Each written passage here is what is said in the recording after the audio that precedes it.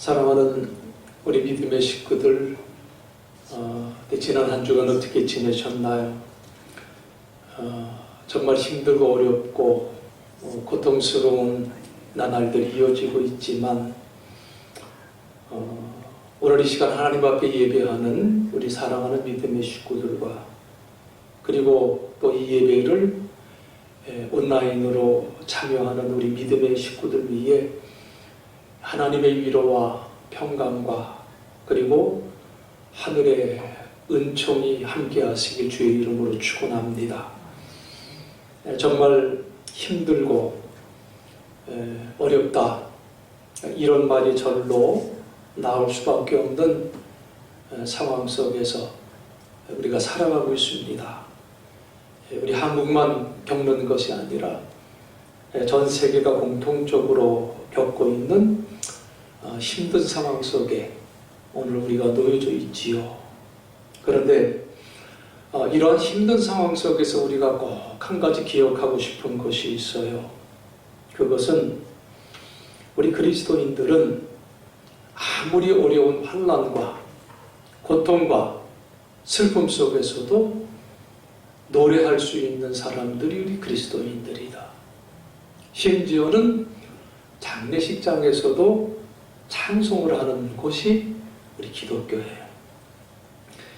정말 하나님께서 힘들고 어렵고 정말 괴로운 상황 속에서라도 우리로 하여금 찬송하게 하시는 분, 그분이 우리의 하나님이라고 하는 사실을 잊어서는 안 될 줄로 믿습니다. 17세기 초에 정확히 1618년에 유럽에서는 30년 전쟁이라고 하는 종교전쟁이 일어나게 됩니다. 신성 로마 제국의 황제 페르디난트 2세가 오직 가톨릭 신앙만을 강요를 하게 되는데 결국 프로테스탄트 귀족들의 반발로 전쟁이 시작이 되었다가 후에는 유럽의 국가 간의 전쟁으로 번지게 되는 그 전쟁이 30년 전쟁이라고 하는 전쟁이었었습니다. 얼마나 이 전쟁이 정말 잔혹했던지 이 신앙의 이름을 걸고 싸우는 전쟁만큼 잔혹한 전쟁이 없는 것 같아요. 30년 동안 무려 800만 명이 죽는 이런 엄청난 전쟁을 겪게 됩니다. 신성 로마 제국의 당시 인구가 1600만 명이었는데 전쟁이 끝난 후에는 600만 명으로 그냥 확 줄어버리는, 그것을 보면 이 전쟁이 얼마나 끔찍했는가를 가늠해 볼 수가 있는데요. 시작은 종교전쟁으로 시작이 됐는데 이 싸움이 정치적인 구도로 변질이 되면서 이후에 유럽의 지형이 크게 뒤바뀌게 되었고 정치적인 역학구조가 크게 바뀌는 등 이 30년 전쟁은 30년 동안 유럽 대륙을 정말 초토화시켰던 무서운 전쟁이었었습니다. 그런데 참으로 놀라운 사실이 뭐냐 하면 그와 같은 큰 무서운 전쟁의 소용돌이 속에서 역사상 가장 아름다웠고 역사상 가장 아름다웠던 노래들, 가장 은혜스러웠던 찬송들이 이 시기에 고백되어지고 불리워졌다고 하는 사실이에요.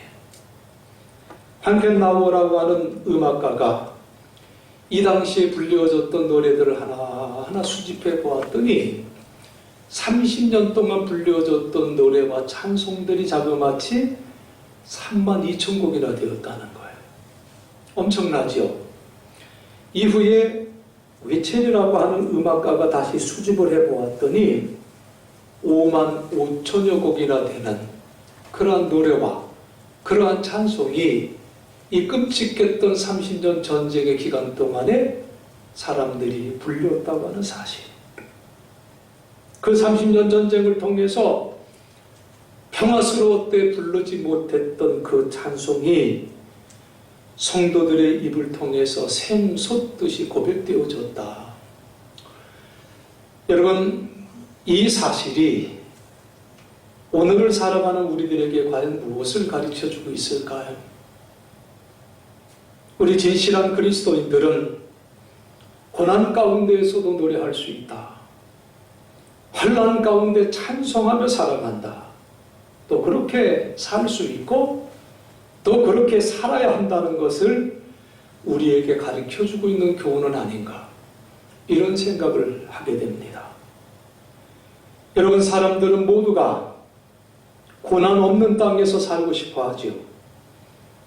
그러나 세상 어느 곳 어디를 살펴보아도 고난이 없는 곳은 없어요. 우리 가운데 나는 고난이 없어 자신 있게 말할 수 있는 사람이 과연 누가 있겠습니까? 지금 우리는 정말 겪어보지 못했던 그러한 상황 속에서 힘들어하고 있어요. 코로나19라고 하는 전염병이 창궐하는 상황 속에서 많은 이들이 힘들어하고 고통을 호소하고 있고요. 많은 사람들은 이 고난 때문에 분노하고 절망하고 낙심합니다. 그러나 사랑하는 성도 여러분, 우리 그리스도인들은 이 고난의 한밤중에서도 노래하고 고난의 폭풍우를 맞으면서도 삶의 꽃을 피워나가는 존재, 그 존재가 하나님의 자녀, 우리 그리스도인, 저와 여러분이라는 사실을 잊지 마시기를 간절히 바랍니다.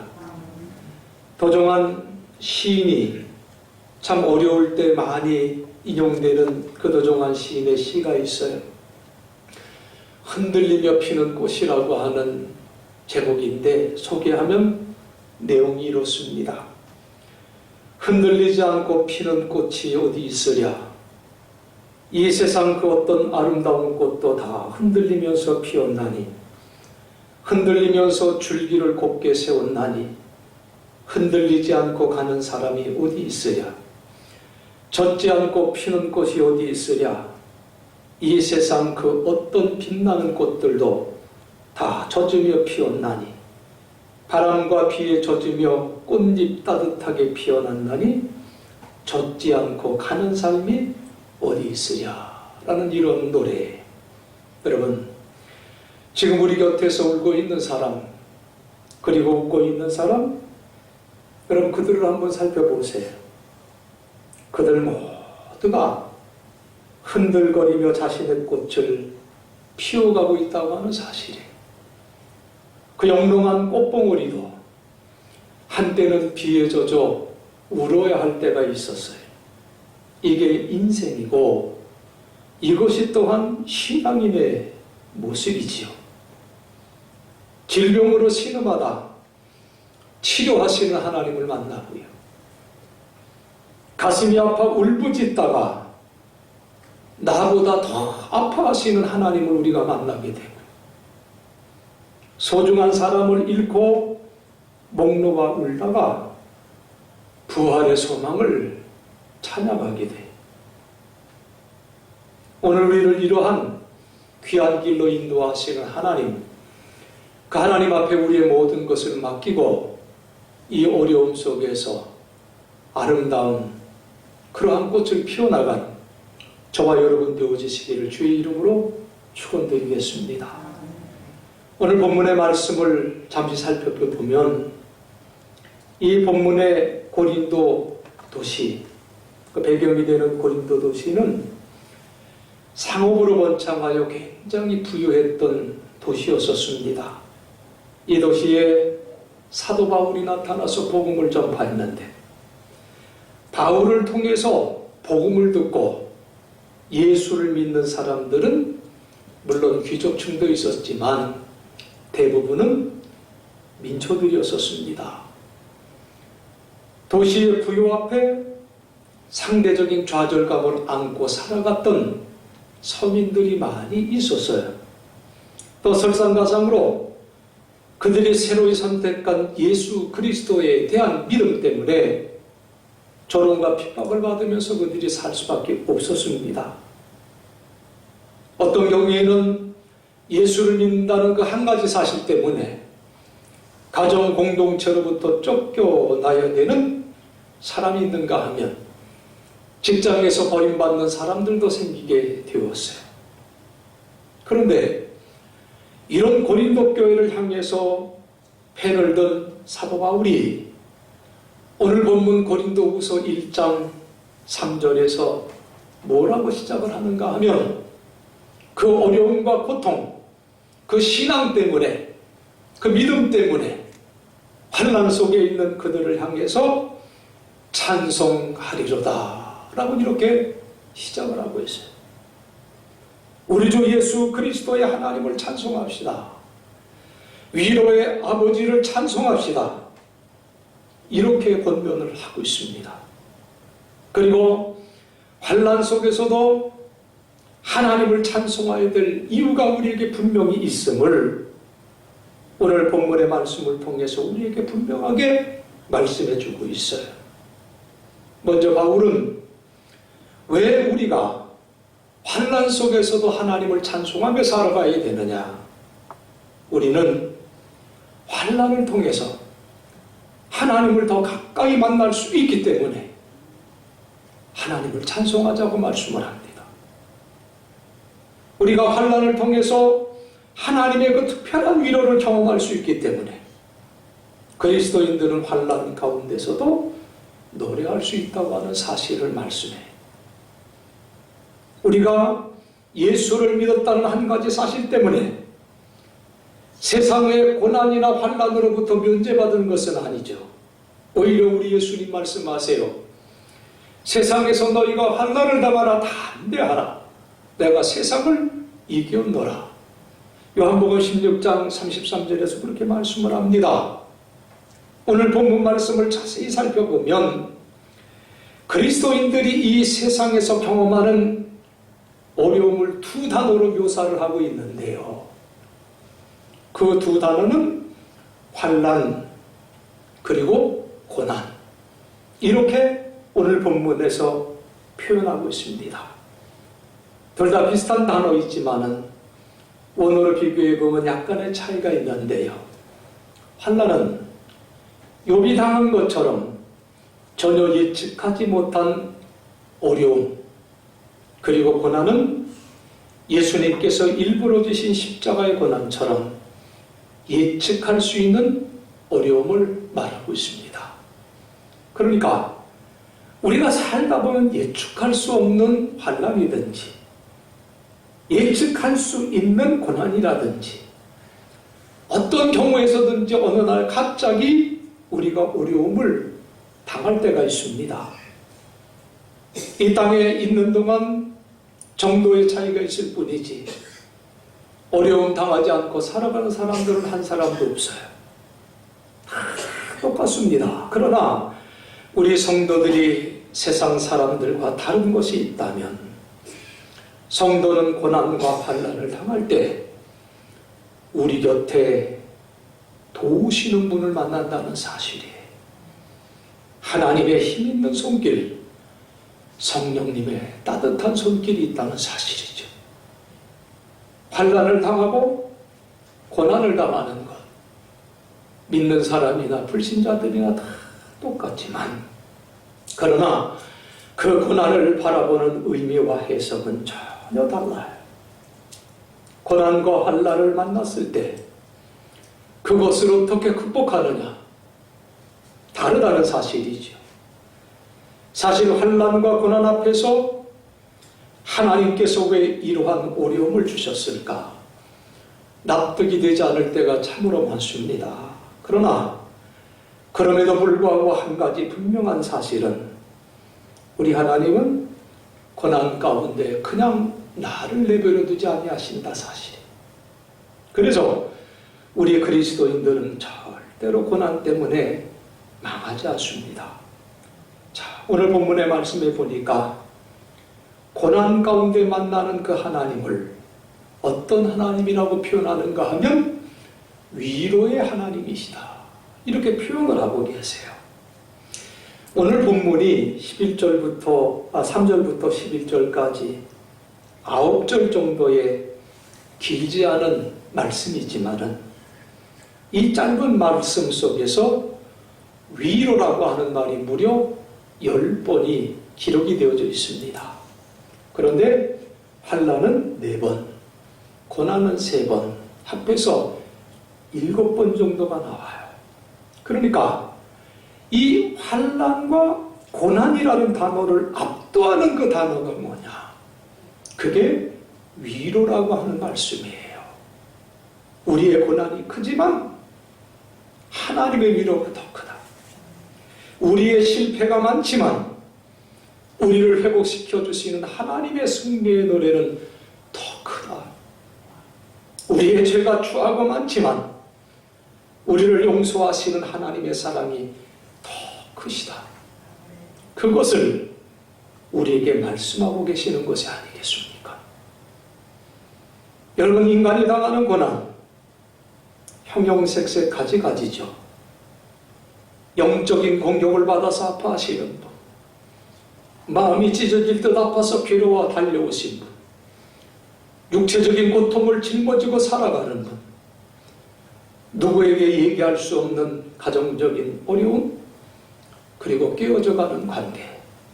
그러나 그것을 치료하는 하나님의 위로, 그것을 쓰다듬어 주시는 하나님의 사랑, 그것은 환난보다도 많고 고난보다도 크다는 사실, 여러분 다시 한번 사도 바울을 통해서 들려주시는 하나님의 말씀을 통해서 굳게 붙드시기를 간절히 바랍니다. 여러분, 위로의 하나님, 권능의 하나님, 나와 함께 하시고 내가 서 있는 이곳을 가장 안전한 곳으로 지켜주시고 그리고 나를 보듬어 주시며 위로해 주시는 하나님이라고 말씀을 합니다. 얼마나 우리에게 용기가 되고 힘이 되는 말씀입니까? 여러분, 우리가 구약 성경에 보면 사드락과 메삭과 아벤느고가 하나님만을 섬기겠다고 하는 결단 때문에 뜨거운 풀무불 속에 던져지게 되지요. 왜 하나님께서 당신만을 믿고 의지하는 그 사랑하는 하나님의 자녀들을 풀무불 속에 들어가게 하실까? 왜 그곳에 들어가도록 하나님이 왜 내버려 두셨을까? 왜 건져주시지 않았는가? 여러분, 성경을 보면 아무리 살펴봐도 그 이유에 대해서는 침묵을 하고 계세요. 그런데 분명한 한 가지 사실은 그 풀무불 속에 3사람이 던져졌는데 나중에 보니까 그 풀무불 속에 4사람이 거닐고 있었다고 성경은 기록하고 있어요. 여러분, 불같은 시험을 만나서 우리가 던져질 때에, 물같이 어려운 고난의 행진을 우리가 계속하고 있을 때, 하나님, 왜 이 고난의 역사 가운데 나를 치고 던져 놓으셨나요? 하나님, 왜 우리에게 이러한 극심한 어려움과 고통을 주시는지요? 그 이유 우리가 알 길은 없지만 분명한 한 가지 사실은 그 불같은 시험 가운데 그 속에서도 전능한 하나님이, 위로의 하나님이 나와 함께 하신다는 그 사실, 성경은 우리에게 분명하게 약속해 주고 있습니다. 여러분, 혼자 고난당하도록 내버려 두지 아니하시고 능력이 있는 아버지가 여러분의 고난의 현장에 함께 우뚝 서셔서 여러분을 지켜주시고 붙들어 주신다고 약속했습니다. 두려워하지 말라, 놀라지 말라, 내가 어디로 가든지 내 하나님 여호와가 너와 함께 하나니라 약속해 주셨습니다. 고난의 현장 앞에서 나와 함께 하시는 하나님, 그리고 위로해 주시는 하나님, 그 하나님 붙드시고 여러분 날마다 찬송하며 사시길 주의 이름으로 축복합니다. 두 번째로 우리가 환난 속에서도 찬송할 수 있는 이유는요, 환난을 통해 고난받는 이웃들의 위로자가 될 수 있기 때문이에요. 하나님의 위로가 함께하고, 그리고 그 환난 속에서도 고난받는 이웃을 위로할 수 있기 때문에 우리는 찬송할 수 있다고 말씀이에요. 헬리나 오웬이라고 하는 사제가 쓴 정말 유명한 책이 있습니다. Wounded Healer라고 하는 책인데요, 우리나라의 글로는 말 그대로 Wounded Healer, 상처받은 치유자라고 하는 그 제목으로 우리나라에도 출간이 된 책이 있는데, 그는 이 책에서 이 복음서를 중심으로 해서 그 예수님의 그 삶, 그 여정 조목조목 설명을 하고 있는데요, 그 설명을 하면서 가장 큰 그 주제로 대두시켜 놓은 것이 뭐냐면, 우리 예수님은 치유자다. 그런데 그 예수님은 어떠한 치유자냐? 상처받은 치유자이시다 라고 하는 그러한 큰 타이틀을 제시를 하고 있습니다. 가만히 생각해 보면 우리 예수님은 무사람들로부터 상처를 받았고요, 제자들의 배신으로부터 상처를 받았고, 가족들로부터 거절을 받으시는 상처를 갖고 계셨고, 그리고 십자가에서 상처를 받으며 살이 찢겨지는 상처를 받았고, 나중에는 하나님으로부터 버림을 받는 그 커다란 상처를 받으신 분이 우리 예수님이시지요. 짤막한 인생을 살았던 예수, 그분은 한마디로 상처받은 분이셨다라는 사실이. 그런데 그럼에도 불구하고 당신이 받았던 그 상처 때문에 사람들을 원망하지 않았고, 불평하지 않았고, 자학하지 않았고, 오히려 상처받은 사람들을 가슴에 끌어안고 치유해 주셨던 분이 우리 예수님이시다. 온 인류의 상처를 홀로 체험하신 그분이 온 인류의 상처를 치유하는 위대한 치유자가 되셨다.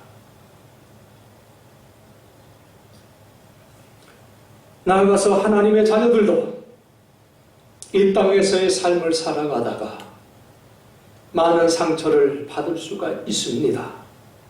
그런데 여러분, 상처받은 치유자로서의 삶을 살았던 그 예수님을 우리가 기억한다면 오늘 내게 주어지는 그 상처도 하나님이 주시는 또 다른 사명이 아닌가, 그것을 발견하게 돼요.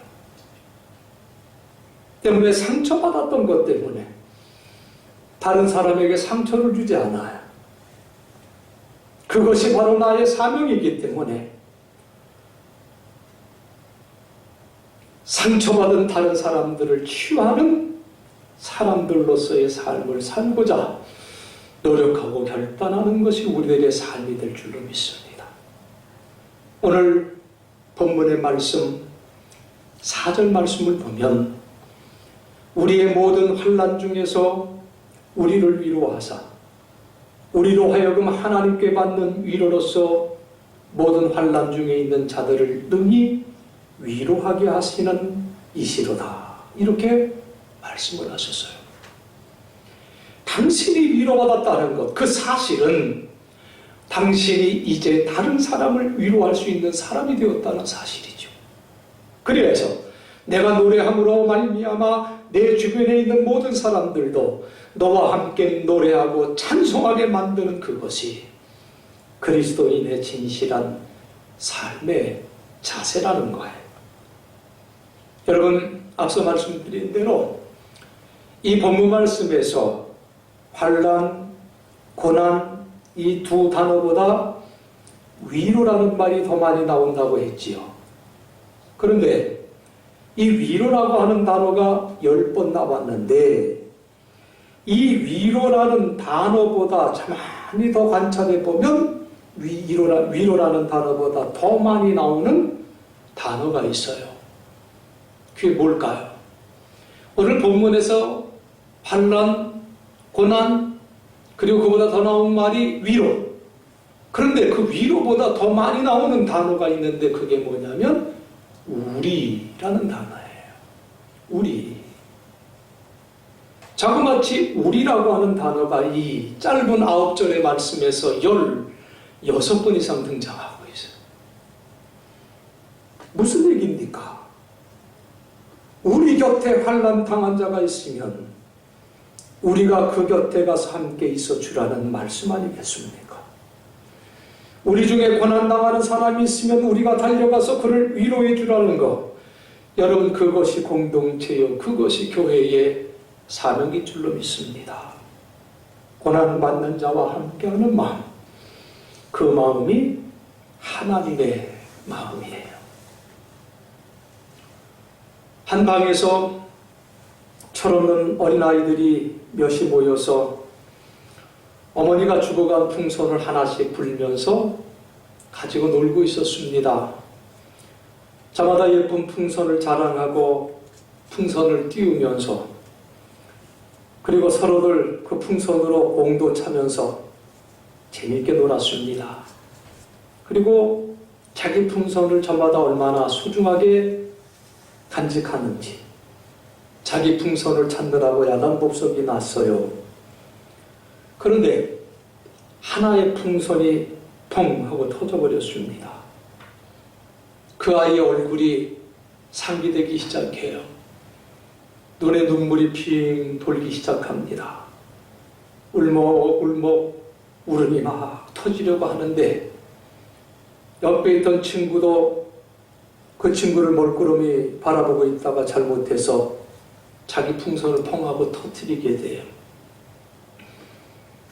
다른 아이가 보니까 자기 풍선만 남았어요.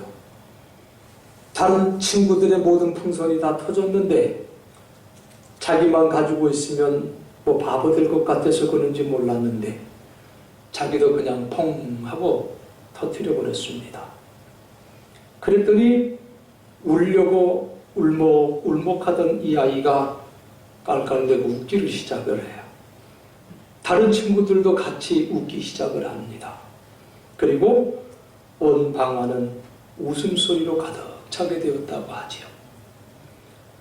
우리 주변에 울음을 터뜨리려고 하는 사람들, 내 곁에 목 놓아 울려고 하는 사람들, 혼자 울게 내버려 두지 마세요.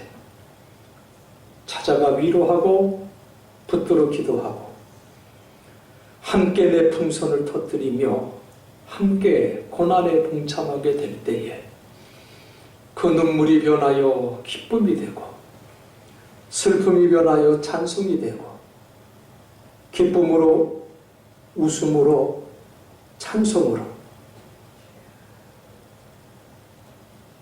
변화되는 놀라운 은총이 임하게 될 줄로 믿습니다. 나의 찬송이 너의 찬송이 되고 나의 위로가 너의 위로가 되고 나의 승리가 너의 승리가 되고 나의 기쁨이 너의 기쁨이 될 수 있다는 이 아름다운 삶, 우리가 살아갈 수 있다고 성경은 우리에게 말씀하고 있어요. 또한 환난 속에서 우리가 찬송하는 또 다른 이유는요, 우리의 삶을 빛나게 하는 것은 평안이 아니라 차라리 고난이기 때문에 우리는 고난의 밤에 노래를 하게 됩니다. 내 인생이 만사형통할 때에 하나님만을 생각하며 살아갈 것 같은데 그렇지 못해요. 평탄한 포장도로를 달려가게 될 때에는 한없이 노래하며 살아갈 것 같은데 인생이 그렇지 못하더라는 거예요. 오히려 평탄해지면 자기 과시하고요, 화형 부리기 시작하고요, 자기만을 위한 그 미혹에 빠져들기 시작하게 된다는 거죠. 남아프리카 연방공화국의 대통령을 지냈던 고 만델라가 이런 얘기를 했어요. 오늘날 지도자에게 있어서 가장 무서운 것은 힘이 부족한 것이 아니라 힘이 너무 많은 것이다. 그런 의미 있는 얘기를 했어요. 힘이 없을 때에는 오히려 조심하고 겸손한데 힘이 생기면 교만해지고 그 힘을 함부로 쓰게 되더라는 거죠. 여러분, 오늘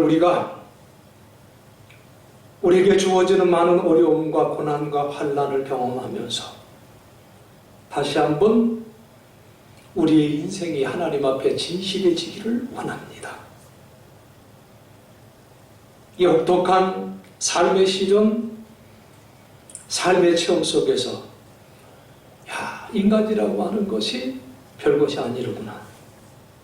나는 피조물이라고 하는 이 사실. 흙으로부터 온 인생, 흙으로 돌아갈 수밖에 없다는 것.